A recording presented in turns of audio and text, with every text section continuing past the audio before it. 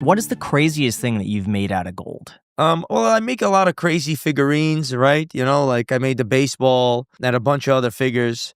But right now I'm trying to make the Indiana Jones, you know, when he's switching that bag of dirt for that big gold head. Yeah. That is gonna be, though, about 10 kilograms of gold. There's a lot of low-hanging fruit in making crazy things out of gold. Can you curse on this podcast? Yeah, sure. Crazy out of gold. You know what I'm saying? So I'm working with one of my friends, Bouillon Trading LLC, and I'm going to be taking his gold because he trusts me and melting it into crazy things. And the stuff I did is minor. I used my own gold, which is like $250,000 for the baseball, or, you know, 300 grand. I made the subway card or whatever. I'm just getting started. Coming up with a couple of ideas to market my jewelry business. That's it, man. You know? So Trying to get to your level, bro. You could just keep remelting the same thing over and over into different things. There is a little bit of a loss where, you know, where the gold goes and how. And if you're ever in New York, I'll show you the smelting process. Because I know you'd love that. Yeah. You know what I'm saying? Try to pick up some dust particles on the ground. Yeah, there's some... I'll be sweeping around there. There's some gold loss, you know, which is very frustrating and annoying, especially when you cast it and then you polish it. That's really, you know, you're losing, if it's a big object, 20 grams, 30 grams, you know, that's an ounce. That's like $3,500. Do you always have gold on you? Usually, yeah. I mean, I wear a little bit of gold here and there, nothing crazy. You know what I'm saying? I got my little eagle. I got my 24 karat pendant right here. Oh, my Star of David, of course. And this is my 24K that from another thing. This is just a regular little pieces to just How much are those worth? At today's price, altogether, like 15 to 20,000, I think, altogether. I mean, this piece right here is 3,000.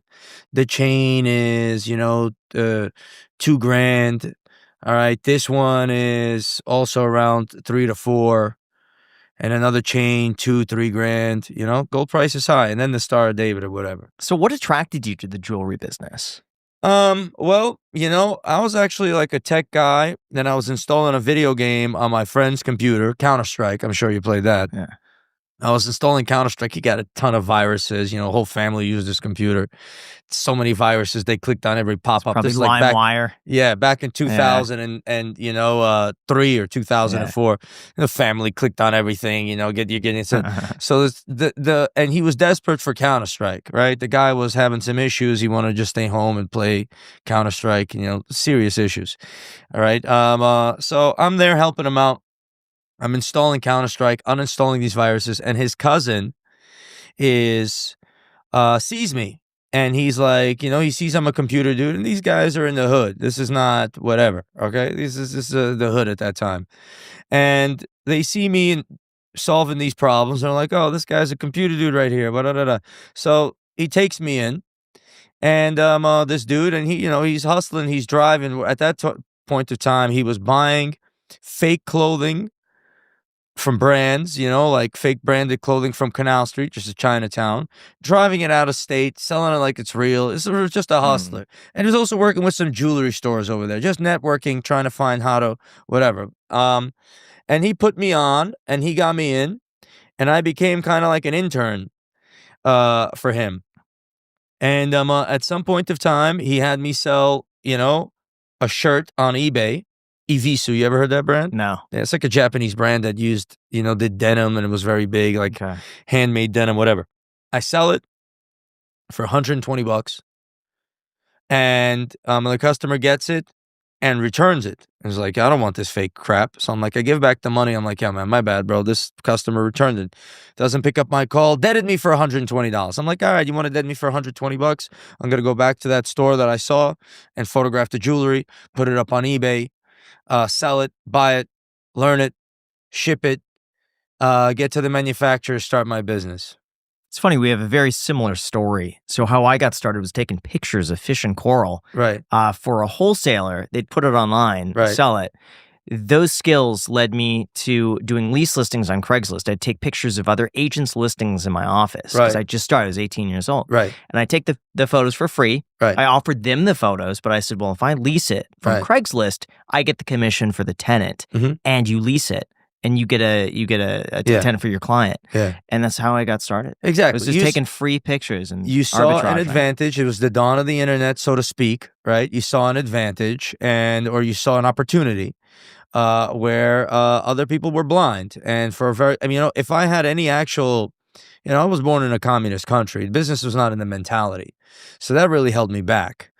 I didn't even know I could start a business. I didn't really believe in my idea because it was just so foreign. And maybe a lower self-esteem or whatever. So that held me back, with one foot in, one foot out. But I had to learn the industry for a very long time, and I got it through the door. Yeah, but at that time, there was low-hanging fruit that people grabbed. Some people did a better job. Some people were in their prime for that, like a Jeff Bezos. He wasn't 18 during that time. He was 30-something. And he realized what the opportunity was with the internet, and he grabbed it. So, was there a specific moment that it kind of clicked, and then you realized, okay, I can turn this into a real, fully fledged business that makes really good money? Well, I started making money. I was in the top 1% of the eBay people when I was like 19, and they flew me down to D.C. to lobby in Congress. You know what I'm saying? Because they had a lobby. You look a little skeptical. I mean, you don't believe my story? I believe your story. It's just surprising. So you were 19 and you went to go lobby Congress? Yes. So basically, they invited their top 1% sellers to D.C. And then at that time, they were going to try to impose sales tax on eBay or whatever the hell they were going to do. And they opened up a D.C. office, and they wanted their top sellers to lobby, in Congress to tell them this is going to hurt whatever. All right. So they'd have us go with the assistant of Chuck Schumer and the assistant of whoever. And it was cool. I got to go to the Capitol building. I got to go to this and that. And that was a great experience.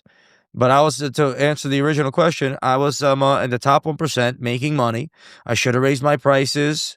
But again, I kept my prices too low because I'm like, how can people afford jewelry? It just didn't have the mentality. You know what I'm saying? I came to America in 1993. And I opened up the business in 2004. Okay, so I was born in Baku, Azerbaijan. It was the Soviet Union at that time. People weren't thinking about business. People weren't thinking about nothing. But I knew it could happen here, and I was making money. And then I made a couple of mistakes. Lost control of my business, and I had to backtrack for a long time. How do you lose control? I was building a business around my friends. I was an employer. I just hired my friends, and then that ruined the relationship, and then they got replaced, and then the people that I had to replace them with began to steal, and there was credit card fraud, and I lost money.